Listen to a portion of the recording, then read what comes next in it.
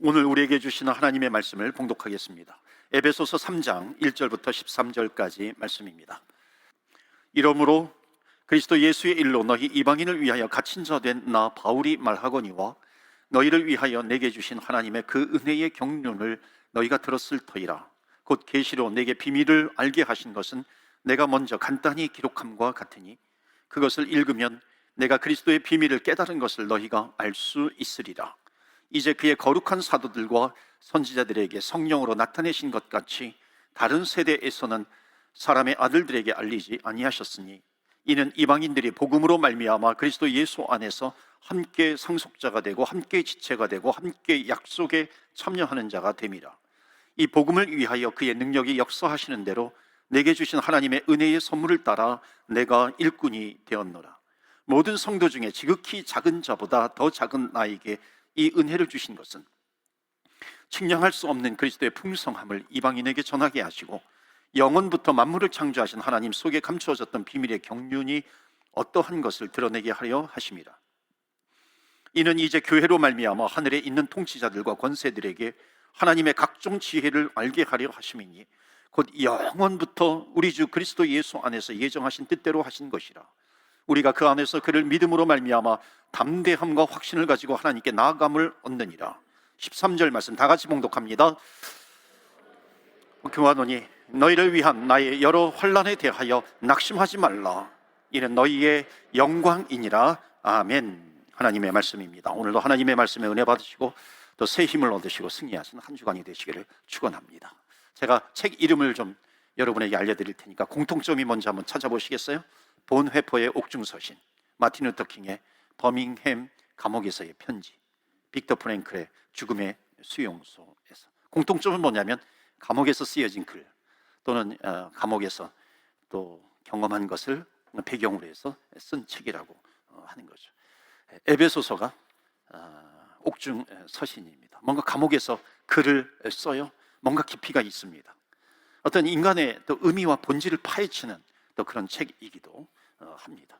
본인은 저자는 감옥에 있지만은 오히려 그 글들이 읽는 이로 하여금 힘을 주고 있습니다. 에베소서는 바로 옥중 서신이고 또 특별히 교회론에 아주 중요한 말씀들이 담겨져 있습니다. 교회를 통해서 하나님의 영광이 드러나야 한다는 거죠. 그래서 오늘 3장 말씀 첫 부분입니다. 우리 1장, 2장을 보았어요. 1장은 하나님의 은혜입니다. 나를 구원해 주신 하나님의 은혜, 택함 받았다는 은혜, 쓰임 받은 은혜, 성령으로 인쳐 주시는 하나님의 은혜가 있다는 겁니다. 그리고 그 바울의 기도의 제목이 나옵니다. 계시의 영을 주시사 하나님을 알게 하옵소서. 부르심의 소망이 무엇인지 알게 해 주세요. 하나님의 능력이 무엇인지 알게 해 주세요. 2장으로 넘어가면 지난주까지 2장을 두 번에 걸쳐서 말씀을 드렸습니다. 성도란 누구인가 하는 겁니다. 성도는 과거에 공중것을 잡은 자를 따랐다, 진노의 자녀였다 하는 거죠. 그러나 하나님의 은혜로 구원을 받았어요. 그리고 하나님께서 은혜로 구원을 해주셨었는데 그 구원의 목적이 있다는 겁니다.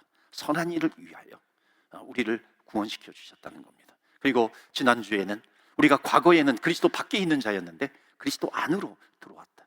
우리를 그리스도 안으로 불러주신 이유가 있다, 목적이 있다. 그것은 뭐냐면 성전을 아름답고 견고하게 세워가는 것이다. 그리고 오늘 3장으로 넘어오면 바울의 간증이 나옵니다. 나는 이런 사람이다. 나는 이런 사람이었다.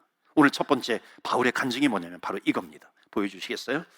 우리 다 같이 한번 첫 번째 바울의 간증, 첫 번째 메시지 우리 한번 읽어보겠습니다. 시작. 나는 율법의 일꾼에서 복음의 일꾼으로 변했습니다. 첫 번째 간증입니다. 그러면서 1절부터 7절까지 말씀인데요, 1절부터 7절까지 이렇게 쭉 바울이 이렇게 설명을 하는 겁니다. 그런데 7절 말씀 보시면은 바울이 자기 자신을 가장 잘 설명하고 있는 단어가 하나 나옵니다. 7절 보여주시겠어요? 이 복음을 위하여 그의 능력이 역사하는 대로 내게 주신 하나님의 은혜의 선물을 따라 내가 뭐가 되었다? 일꾼이 되었다라고 하는 겁니다. 자기 자신을 표현하는데 일꾼으로 표현을 해요. 그런데 어떤 일꾼이냐면 앞에 복음을 위하여, 그러니까 복음의 일꾼이 되었습니다 하는 거죠. 그러니까 지금 바울이 자기 자신을 간증을 할 때 나는 복음의 일꾼이 되었습니다. 그럴 때 이게 왜 복음의 일꾼이 되었느냐라고 하는 것을 강조해서 간증하고 있느냐? 과거에는 복음의 일꾼이 아니었기 때문에 그래요. 과거에는 사도 바울도 하나님을 믿었다고 생각했는데 복음의 일꾼으로 믿은 것이 아니라 율법의 일꾼이었죠. 율법의 하나님, 구약의 하나님, 율법의 하나님을 믿은 겁니다. 그러니까 율법이 나를 구원해 준다고 믿었고, 율법이 나를 의롭게 해준다고 믿었고, 그래서 나는 율법을 위해서 종사한 겁니다. 그런데 어느 날 보니까는 한 부류가 예수님을 믿으면 구원받는다 그래요. 그러니까 예수님을 믿으면, 율법을 잘 지키면 구원을 받아야 되는데, 예수님을 믿으면 구원받는다 그러니까는 그때부터 바울은 예수라고 하는 단어만 나오면 막 화가 나는 겁니다. 히스테리컬 해지는 거예요. 짜증이 나는 겁니다. 그래서 자기의 직분을 이용을 해가지고 바울은 그리스도인들을 잡으러 다닌 겁니다. 해외 원정까지 가가지고 이 그리스도인들을 잡으려고 하는 거죠. 감옥에 가두려고 한 겁니다. 그러다가 예수님을 만나게 돼요. 주님을 만나게 되고 복음을 만나게 되고 하나님의 은혜를 받게 됩니다. 그리고 나서 고백하는 것이 뭐냐면, 나는 복음의 일꾼입니다. 나는 복음의 일꾼이 되었다고, 예수의 일꾼이 되었다고, 나는 은혜의 일꾼이 되었다고 고백을 합니다. 여러분, 이것은 그냥 바울이 지나가는 말로 하는 게 아니에요. 왜냐하면 지금 바울은 어디에서 이것을 기록하고 있냐면 감옥에서 기록하고 있습니다. 여러분, 감옥에 있으면 내 인생 어떻게 될지 모릅니다. 어찌 보면 그런 고난 속에 있을 때에 나의 진실된 마음이 거기에서 나오기도 합니다. 사람은 자기 인생이 마감될수록 자기가 하고 싶은 말, 심중에 있는 비밀들을 얘기하잖아요. 저희 아버님 목회하시면서 제가 이제 캐나다로 목회 나왔을 때 이렇게 설교는 이렇게 하는 거야. 성경 연구는 설교를 위해서 이렇게 하는 거야. 그러니까 마치 이렇게 훈수를 두듯이 훈수를 많이 두셨어요. 그러니까 메일로 보내주십니다. 그래서 좋은 자료들도 보내주시고 그렇게 하죠. 그런데 그게 점점 바뀌시더라고요.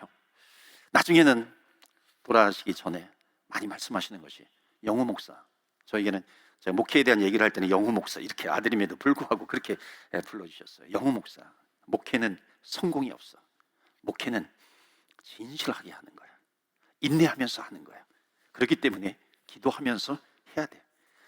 그러니까 인생이 마감이 될수록 속에 있는 얘기, 진실된 얘기를 하시는 거죠. 지금 바울이 감옥에 갇혀 있어요. 감옥에 갇힌 사도 바울이 지금 가장 하고 싶은 말을 지금 교회 성도들에게 하고 있는 겁니다. 그것이 뭐냐면, 첫 번째가 나는 복음의 일꾼입니다. 여기 이 복음의 일꾼이라고 하는 이 고백 속에 담겨져 있는 뜻이 있습니다. 그것은 뭐냐면, 나는 과거의 내가 아니라는 거죠. 나는 변화되었습니다. 나는 바뀌었습니다 하는 거죠. 자, 그러면 도대체 왜 사도 바울이 바뀌었는가? 누가 사도 바울을 바꾸었는가? 사울에서 바울로? 무엇이 이 바울을 바꾸었는가? 여러분, 절대로 여러분이 사람을 바꾸려고 하지 마세요. 사람은 내가 바꾸려고 하면 시험에 듭니다. 왜냐하면 사람은 절대로 내 뜻대로 바뀌지 않거든요. 인간관계의 비밀을 알려드릴까요? 사람을 바꾸려고 노력을 하잖아요. 그럼 내 마음대로 바뀌지 않으면 그 사람이 미워지는 겁니다. 이게 인간관계의 비밀이에요. 여러분, 잘 생각해 보세요. 내 뜻대로 사람이 변화되지 않기 때문에 미워지죠. 그러니까 그 사람을 바꾸는 것은 누구냐? 하나님이시라는 겁니다. 사람이 내가 바뀌는 것이 아니라 주님께서 바꾸셔요. 그렇기 때문에 이 관계의 비밀을 알게 되면 주님 앞에 엎드리죠. 주님 앞에 기도하면서 나아가는 겁니다. 그러니까 이 바울을 누가 바꾸었는가? 바울이 어떻게 변화가 되었는가? 그래서 그 다음에 이제 2절, 3절, 4절 쭉 보면은 바울을 변화시킨 그 비밀이 나옵니다. 그래서 2절에 은혜의 경륜이 나를 변화시켰어요. 은혜의 경륜, 이거는 복음입니다. 3절에 비밀이 나오고 4절에서도 비밀이 나오거든요. 4절 말씀 보시겠어요? 4절에 보시면은, 그것을 읽으면 내가 그리스도의 비밀을 깨달은 것을 너희가 알 수 있으리라. 그리스도의 비밀을 깨달았다. 그러니까 지금 사도 바울을 바꾼 것이 있는데, 그것이 뭐냐면 비밀이라고 하는 거예요. 그리스도의 비밀. 그 그리스도의 비밀이 뭐냐면 굿뉴스예요. 가스펠, 복음이라고 하는 거죠. 그러니까 복음이 뭡니까? 하나님께서 독생자 예수를 이 땅에 보내주셨어요. 예수님께서 이 땅에 오셔서 십자가에 그 몸이 달리시고, 십자가에서 그 몸이 찢기시고, 십자가에서 그 보혈을 흘려주시고, 사망을 이기시고 부활하셨다라고 하는 것을 믿으면 용서함을 받고 구원받은 하나님의 백성이 된다라고 하는 것, 이것이 바로 복음이죠. 내가 그 복음의 비밀을 깨달았다는 겁니다.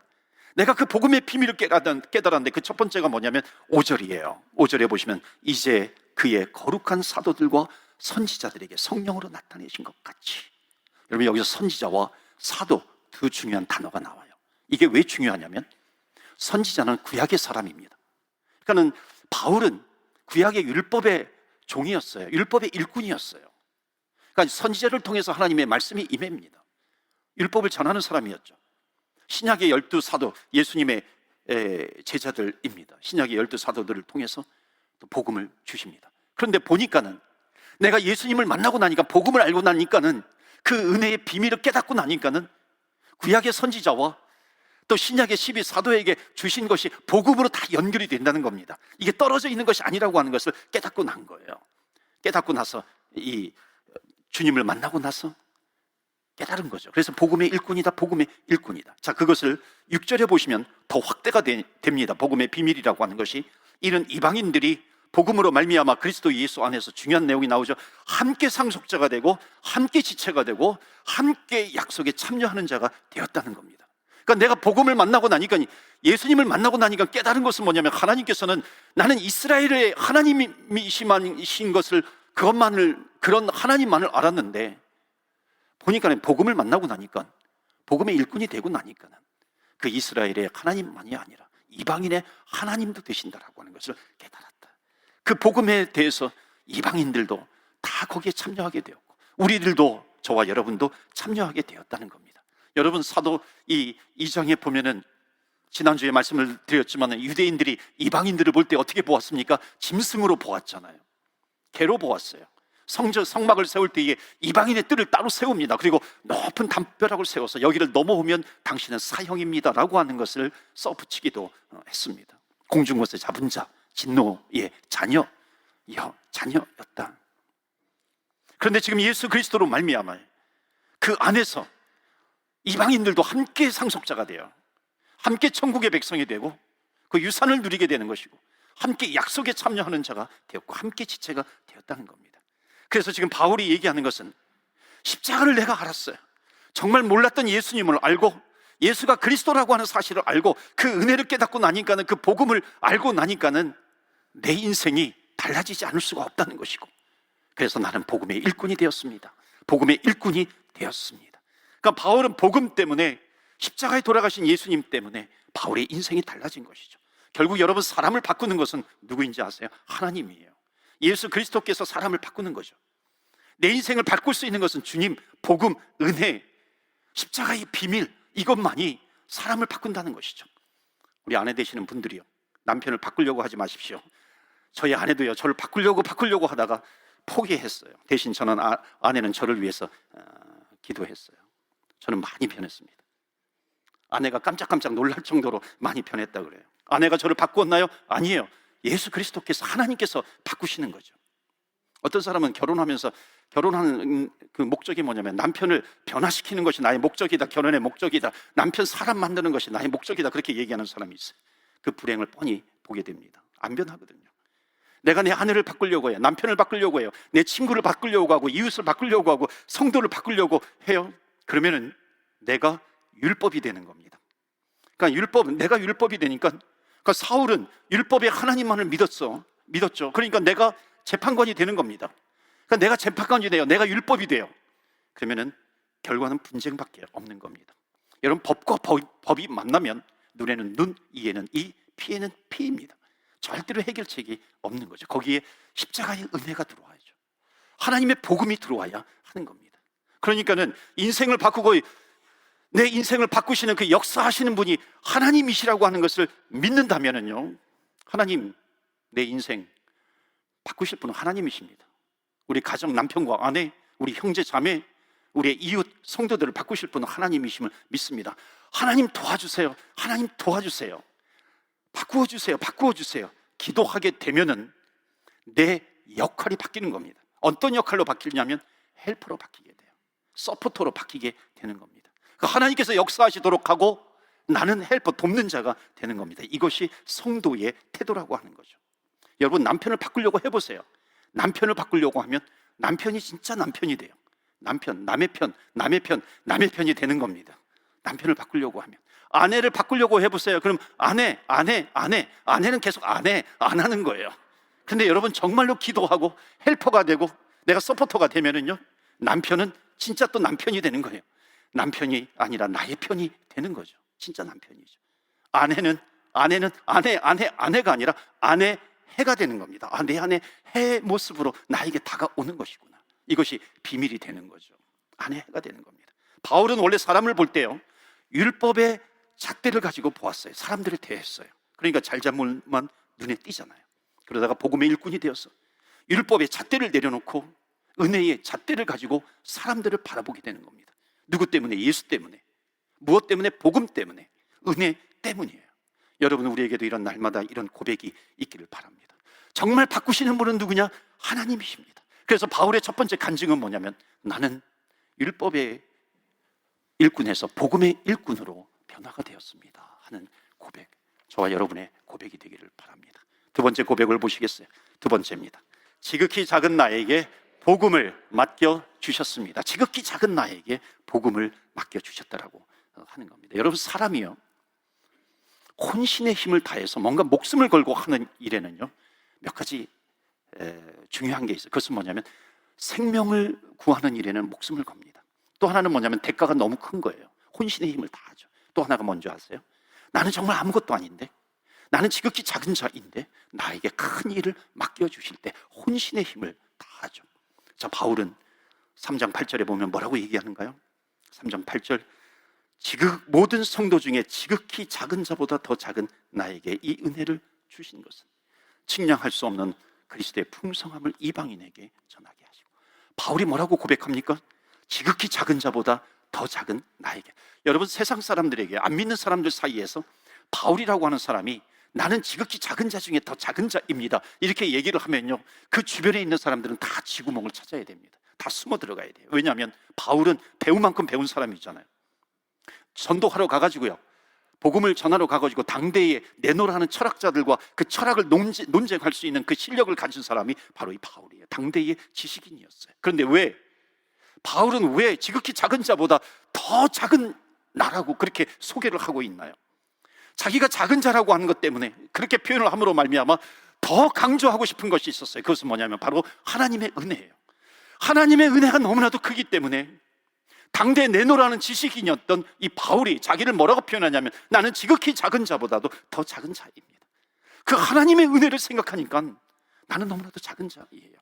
여러분, 하나님을 알면 알수록 나는 작은 자다라고 하는 것을 깨닫게 됩니다. 이게 신앙의 역설이에요. 내가 하나님을 알아가면 알아갈수록 깨닫는 것이 뭐냐면, 익은 벼가 머리를 숙이는 것처럼 내가 얼마나 작은 자인지를 깨닫게 되는 겁니다. 나 같은 자에게 천국의 비밀을 맡기시다니.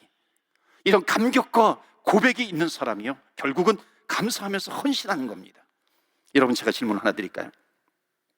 윤리와 도덕의 기준에서 바울은 깨끗하게 산 사람일까요? 아니면 나쁘게 악하게 산 사람일까요? 바울은 자기를 작은 자 중에 작은 자, 또는 죄인 중에 괴수라고 얘기합니다. 그러면 바울은 깨끗하게 살았나요? 아니면 악하게 살았나요? 그런데 이렇게 표현하는 이유가 있어요. 죄인 중에 괴수라고 표현하는 이유가 있습니다. 여러분, 교통법규를 위반하면 폴리스들이 그것을 보면은 파인, 그 범칙금을 내라고 종이를 주잖아요. 한국에서는 딱지라 그러잖아요. 딱지를 주잖아요. 그럼 범칙금, 그 벌금을 내야 됩니다. 법규를 어겼기 때문에 그런 거죠. 한번 제가 물어볼게요. 하나님을 예배하지 않은 죄, 하나님께 기도하지 않은 죄, 하나님께 찬양하지 않은 죄, 이것 때문에 제가 여러분에게 딱지를 주든가요? 범칙금을 내라고 범칙금을 내라고 그것을 주던가요? 아니죠. 그렇게 하지 않습니다. 왜냐하면 이것은 하나님과 나와의 관계이기 때문에 그렇습니다. 제가 왜 이 말씀을 드리냐면, 내가 예수님을 만나기 전까지는 이것이 죄라고 느껴지지 않았던 거예요. 교통법규 어긴 것, 이런 어떤 윤리를 어긴 것, 이것은 죄라고 느껴지는데, 하나님을 믿지 않은 것, 복음을 열심히 전하지 않은 것, 예수님을 믿지 않은 것, 이것이 심각한 죄라고 하는 것을, 나를 향하신 그 하나님의 은혜가 들어오기 전까지는 이것이 죄라고 하는 것을, 심각한 죄라고 하는 것을 느끼지 못했다는 거예요. 몰랐다는 겁니다. 그런데 은혜가 들어오고 나니까, 하나님께서 나에게 은혜를 베풀어 주시니까 무엇이 깨달아지냐면은, 내가 교통법규를 어기는 것보다도 예수 그리스도를 믿지 않았던 것이, 이것이 얼마나 더 큰 죄인가, 심각한 죄인가 라고 하는 것을 깨닫게 된 겁니다. 사도 바울이 그것을 깨달은 거죠. 그래서 바울은 지극히 작은 자보다 더 작은 나에게, 내가 죄인 중에 괴수입니다, 이렇게 고백하고 있는 겁니다. 세상적으로 보면 바울은 너무나도 괜찮은 사람이에요. 좋은 사람이었어요. 그런데 하나님의 은혜 앞에 서면 나는 이렇게 고백할 수밖에 없어요. 여러분, 사도 바울이 복음의 비밀을 만나기 전에 바울은 어떤 사람이었냐면, 바울은 길에서 복음을 전하던 스데반 집사님을 유대인들이 돌을 던져서 죽이잖아요. 순교를 당합니다. 그때 그 현장에서 옷을 맡아서 보관하고 있던 바울이었어요. 사울이었죠, 그 당시에는. 그러니까 사울도 스데반 집사님을 돌로 쳐서 죽이는데 가담했던 사람입니다. 내가 예수님을 만났어요. 복음을 만났어요. 바울의 마음속에 어떤 것이 생각이 났을까요? 그것이 생각나지 않았겠어요? 내가 얼마나 몹쓸 짓을 했던 사람인가. 물론 다른 유대인들이 다 거기에 가담했어요. 하나님의 은혜를 만나지 못하니까 그걸 모르죠. 그건 율법이라고 생각을 한 겁니다. 그런데 주님을 만나고 나니까, 그리스도를 만나고 나니까는 이것이 얼마나 악한 죄인가라고 하는 것을 깨닫게 된 겁니다. 왜냐하면 복음을 전한 사람을 죽인 죄이잖아요. 은혜를 전한 사람을 죽인 죄인 거예요. 그리고 주님을 만나게 되니까는 그것이 나에게 나타난 거죠. 그러면서 뭐라고 고백을 해요? 열심히 복음을 전했는데 눈을 떠보니까 감옥이에요. 거기서 고백하는 것이 지극히 작은 나에게, 복음을 전했던 사람에게 돌을 던졌던 나에게 하나님께서 이 비밀을 나에게 맡겨주시다니, 어찌 보면 심판에서 없애버려도 될 그런 나인데, 지극히 작은 자인데, 죄인 중에 괴수인데 하나님께서 나에게 이 복음의 비밀을 맡겨주시다니, 여러분 여기에서 감사가 나오지 않겠습니까? 내 평생 사는 동안 주 찬양하리. 우리가 찬양하잖아요. 내 평생 사는 동안 주 찬양하리, 주 헌신하리. 내 평생 주님을 위해서 헌신하겠습니다. 그렇게 고백하지 않았겠어요? 그래서 사도 바울이 예수님을 만난 다음에 어떤 운동을 좋아했냐면 마라톤을 좋아한 거예요. 저는 축구를 좋아하는데 마라톤이 뭡니까? 그 승리의 소식을 가지고서 42.195km, 페르시아와 그리스 전쟁했을 때에 그 무시무시한 페르시아를 물리쳤어요. 그 승리의 소식을 가지고 42.195km를 달리잖아요. 우리는 이겼노라, 우리는 승리했노라. 그리고서 죽습니다. 바울의 인생이 달라진 거예요. 왜 달려갔을까요? 바울의 인생은 끝까지 복음을 들고 달려간 겁니다. 왜?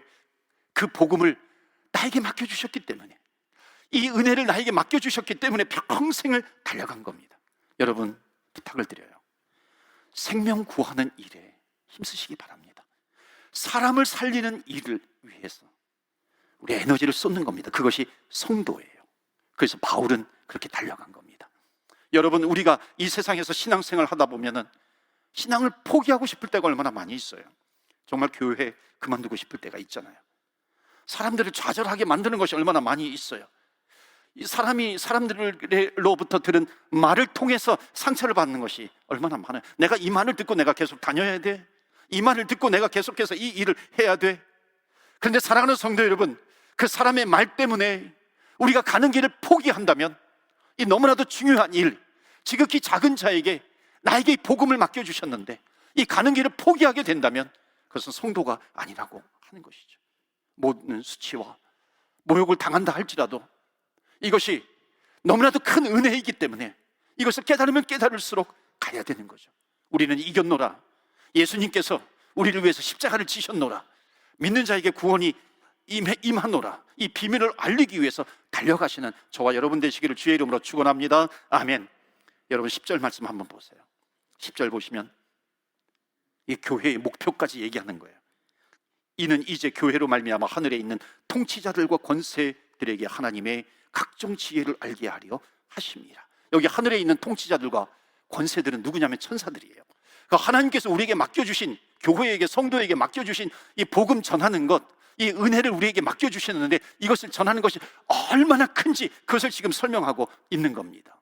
그것은 뭐냐면 너희들에게 하나님의 계획을 주셨는데 그것을 이제 하늘의 그 통치자, 지혜자를 천사들에게까지 알리겠다. 이 비밀을 알리는 것이 하나님의 계획이구나. 그래서 우리가 찬양하는 그 찬양 가운데 우리가 지금은 나그네 되어도, 후렴에 뭐라고 되어 있냐면 주 내게 부탁하신 일, 주 내게 부탁하신 일이 있어요.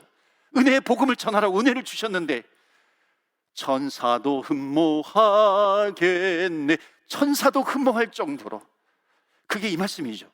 우리에게 복음을 주셨는데, 이 복음이 너무나도 귀한 것인데 이것을 전하는 것은 천사도 흠모할 만한 그런 일을 교회에 주셨다, 성도에게 주셨다라고 하는 겁니다. 그러니까 사도 바울은 지극히 작은 자인 나인데, 심판받아 마땅할 죽을 자인데, 하나님께서 이 귀한 복된 복음을, 이 사명을 나에게 주셨으니 나는 평생 주님을 위해서 달려가겠습니다. 그렇게 달려가다가 어느 날 눈을 떠보니까 감옥에서 눈을 뜬 거죠. 감옥에 있는 자기를 보게 된 겁니다. 그러면서도 고백하는 것이 뭐냐면, 이 지극히 작은 자에게 하나님 나에게 사명을 주셨습니다. 내가 평생 달려갈 수밖에 없겠군요. 두 번째 바울의 고백이었습니다. 마지막 세 번째 고백을 결론으로 나눕니다. 13절 말씀 보시겠어요? 13절에 보면, 그러므로 너희에게 구하노니 너희를 위한 나의 여러 환난에 대하여 낙심하지 말라. 이는 너희의 영광이니라. 오히려 바울은 감옥 안에 있으면서 자기는 자유가 없음에도 불구하고 밖에 자유가 있는 사람들을 위로하고 있어요. 기뻐해라. 빌립보서에 보면 기뻐하라, 항상 기뻐하라 그러잖아요. 여기 뭐라고 얘기합니까? 내가 당하는 환난 때문에 너희들 낙심하지 마. 오히려 이것이 너희에게 영광이 되니라. 이거 낙심하지 마. 이 일은 영광스러운 일이야. 그렇게 지금 고백하고 있는 거죠. 바울의 세 번째 신앙 고백이 뭔지 아세요? 이것을 풀어서 저는 이렇게 기록을 했어요. 다 같이 읽을까요? 시작. 나는 주님과 함께 승리하고 있습니다. 아멘. 나는 주님과 함께 승리하고 있습니다. 이게 승리의 비밀, 승리의 비결. 내가 감옥에 갇혀 있는다 할지라도 내가 가는 이 길은 승리의 길입니다. 여러분, 가난해도 성도는 승리하게 되어 있습니다. 바울은 자기의 인생을 마감하면서 승리에 대한 확신이 있어요. 여러분, 왜 이렇게 바울은 감옥에 갇혀 있으면서도 이렇게 승리에 대한 확신, 자신감이 펄펄 넘치는가요? 왜 그런 줄 아십니까? 바울은 자기 인생에 있어서 의미 있는 일을 계속해서 해나가는 겁니다. 의미 있는 일을 하고 있는 거죠. 이 의미 있는 일이라고 하는 것은 뭐냐면, 사람이 비록 알아주지 않는다 할지라도 그 의미 있는 일을 하는 사람은 무엇에 대한 확신이 있냐면 승리에 대한 확신이 있는 거예요. 미랄 선교 잡지라고 여기 밴쿠버에서도 있는데요, 거기 선교지, 미랄이라고 하는 선교지에 나온 어느 선교사님 부부에 대한 얘기예요. 선교사로 나가겠다고 그 선교사님 후보생들끼리 결혼을 했습니다. 아주 신실하신 분이에요. 이제 훈련받고 나가려고 했는데 아기를 낳았어요. 그런데 이제 장애인이에요. 아주 3년 동안 참 고생을 많이 했어요. 그리고 둘째를 주셨는데 둘째도 장애인이에요. 어찌 이런 일이 있을 수 있는가요? 하나님, 이게 말이 됩니까? 이게 나에게 주신 천벌입니까? 셋째를 낳았는데 또 장애인이에요. 10년 만에 자기 얼굴을 거울을 통해서 자기 얼굴을 보았는데 자기 얼굴이 말이 아니라는 겁니다. 자기의 모습이 너무 힘들어가지고 하나님 앞에 이렇게 기도했대요. 금식하면서, 하나님, 내가 정말 충성하면서 헌신을 다하면서 섬겼는데 왜 내가 뭘 잘못했습니까? 왜 이런 어려움을 주시나요? 나중에 성경을 보다가 고린도전서 12장을 통해서 하나님께서 명확하게 말씀을 주시더래. 명확하게 하나님께서 감동 감화를 주신다는 거예요. 하나님께서 속삭이시는 음성이 뭐냐면 참 고맙다고, 고맙다고. 그러면서 나에게 연약한 생명 셋이 있었는데 이것을 누구에게 맡길까? 이렇게 둘러보았는데 보니까는 어떤 사람은 조금만 상처받았다고 넘어지고, 또 어떤 사람은 또 흔들리고, 또 어떤 사람은 그냥 사라지고 뭐 잠수 타고 이러는데 보니까는 너희들밖에 없더라. 너희들은 그래도 선교사로 나가겠다고 보니까 시험 속에서도 환난 속에서도 흔들리지 않고 너희들이 잘 서는 것을 보니까 내가 너한테 하나를 맡겼고 또 하나를 맡기려고 보니까는 너희들에게 맡겼고, 그래서 또 셋을 맡기고, 너가 힘든 것 정말로 내가 잘 안다, 고맙다, 정말로 잘 견뎌줘서 그러더라는 거예요. 그 하나님의 음성을 듣고 완전히 다 풀렸대요. 이것은 벌이 아니었군요. 징계도 아니고 벌도 아니고 하나님께서 나에게 주신 그 사명, 미션이었어요. 하나님께서 나에게 주신 사명을 감당하는 겁니다. 여러분, 어떤 고난 가운데서도 지극히 작은 자에게, 나에게 이런 것을 하나님께서 맡겨주셨군요. 그 사명을 붙드는 자는 더 이상 고난이 아니에요. 사도 바울이 이 에베소서 3장 13절 고백했던 것처럼 감옥에 있었지만 내가 환난을 당하고 있지만 그것은 하나님께서 나에게 주신 영광이다 하는 것을 고백하고 있는 겁니다. 여러분, 임원으로, 또 속회 인도자로, 속장님으로, 또 선교회 회장으로, 각종 부장위원장으로 알게 모르게 섬기는 분들이 얼마나 많이 계세요. 또 찬양대로 무엇으로. 여러분, 그것을 하다가 얼마나 지칠 때가 있어요. 힘들 때가 있어요. 내가 이 일을 해야 돼. 쓰러질 때가 있어요. 마치 바울이 감옥에 갇힌 것처럼 그런 고난이 나에게 임하는 것 같아요. 그런데 지극히 작은 자에게 하나님께서 나에게 이것을 맡겨주셨네. 하나님께서 나에게 맡겨주신 거예요. 그래도 보니까 너밖에 없구나. 하나님께서 인정해 주시고 하나님께서 믿어주시는 겁니다. 여러분, 이것을 알게 되면 고난이 더 이상 고난이 아니에요. 고난이 사라진 것은 아니죠. 고난이 사라진 것은 아닌데 고난이 영광으로 바뀌는 겁니다. 고난이 특권이 되는 것이죠. 정말로 의미 있는 일입니다. 여러분, 돈만 따라가는 인생은 절대로 의미 있는 인생이 아니에요. 제가 동부에서 있었던 일 잠깐 말씀드리고 같이 찬양하고 기도합니다. 교민 가운데 어떤 분이 거액의 로또에 당첨이 됐어요. 거액의 로또에 당첨이 됐을 때 제가 어떤 생각을 했을까요? 야, 그 교회 좋겠다. 11조만 해도 이거 얼마야? 11조만 해도 얼마야? 이런 생각 했을까요? 아니에요.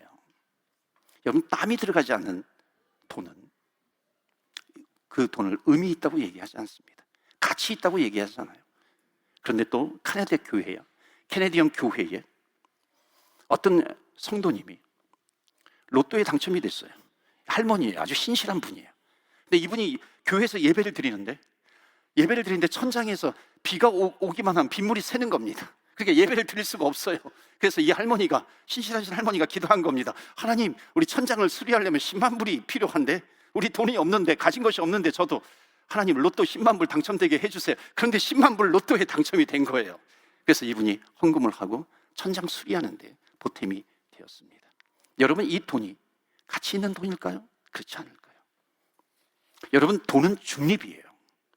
왜냐하면 돈이 많고 적음에 따라서 그 돈의 가치가 결정되는 것이 아닙니다. 돈을 쓰는 사람들의 마음과 생각과 지혜와 씀씀이에 따라서 돈의 가치는 결정이 되는 거죠. 돈만 따라가는 인생을 의미 있는 인생이라고 얘기하지 않아요. 왜냐하면 돈이 있으면 기뻐하죠. 없으면 좌절합니다. 의미가 없는 인생입니다. 내가 얼마나 많이 가졌는가, 이것이 중요한 것이 아니라, 내가 어떤 지위에 있느냐, 이것이 중요한 것이 아니라, 내가 어떤 목적을 위해서 내가 쓰임받고 있는 것인가, 이것이 가장 중요하다는 겁니다. 그래서 바울은 고백하는 거예요. 나에게는 승리의 기쁨이 있습니다. 왜냐하면 나는 감옥에 갇혀 있지만 나는 적어도 주님의 나라를 향해서 가고 있어요. 주님의 나라를 향해서 가고 있기 때문에, 천국을 향해서 가는 내 인생이기 때문에 내 마지막은 승리입니다. 승리입니다. 승리입니다. 바울은 지금 그것을 고백하고 있습니다. 내 마지막에는 승리가 나에게 임할 것이다. 사랑하는 성도 여러분, 마지막에 웃는 자가 진정한 승리자예요. 마지막에 승리하는 자가 진정한 승리자입니다. 여러분, 우리가 하나님 나라에 들어갈 때, 여러분, 부끄러운 구원이 아니라 하나님께서 박수 쳐주시는 환영에 천국에 입성하시는 저와 여러분 되시길 바랍니다. 한 번은 텔레비에서 감동적인 장례식을 본 적이 있어요. 그 장례식 때 관을 가지고서 이렇게 장례 행렬을 하는데 양쪽에 수많은 사람들이 이렇게 도열을 해서 환송의 박수를 아주 감동적으로 치는 겁니다. 그 사람이 어떤 일을 했는지 모르겠어요. 그런데 감동적으로 박수를 칩니다. 사랑하는 성도 여러분, 우리가 천국에 입성할 때 우리 믿음의 후손들이 정말 저 사람은, 저 교회는, 저 부모님은, 저 믿음의 선조는 지극히 작은 자였지만 하나님의 복음을 가지고서 달려갈 길 최선을 다해서 달려간, 주님과 동행하면서 사는 사람이에요. 우리 믿음의 후손들이 환송의 박수를 열광적으로 쳐주시고, 그와 동시에 천국 하늘나라에서는 하나님께서 박수를 치시면서 환영받는 박수, 환영의 박수를 쳐주시는 그런 진정한 승리자, 복음의 승리자로 살아가시는 저와 여러분 되시기를 주의 이름으로 축원합니다. 아멘. 우리 한번 말씀을 붙들고 기도합니다. 하나님, 하나님의 은혜로 구원받은 하나님의 백성이 되었는데, 하나님, 우리들도 내 마음으로, 내 믿음으로 복음의 일꾼이 되게 해 주옵소서. 우리의 간증이 되게 해 주옵소서. 복음의 일꾼, 지극히 작은 자에게 하나님께서 나에게 너무나도 귀한 사명을 주셨는데, 하나님, 이 사명을 감당할 때 어려움이 있습니다. 힘듦이 있어요. 괴로움이 있고 지치기도 합니다. 그러나 하나님, 내가 믿는 것은 주님께서 나와 함께 하시기 때문에 어떤 환난이 있다 할지라도 내가 주님을 위해서 살아간다면 그것이 나에게 영광이 될 줄 믿습니다. 하나님이 영광의 길을 걸어가게 하여 주셔서 하나님이 승리하는 주의 백성들 다 되게 하여 주옵소서. 내가 승리를 확신합니다. 나에게 승리를 허락해 주시옵소서. 승리의 백성이 되게 하여 주시옵소서. 우리 다 같이 합심해서 기도하겠습니다.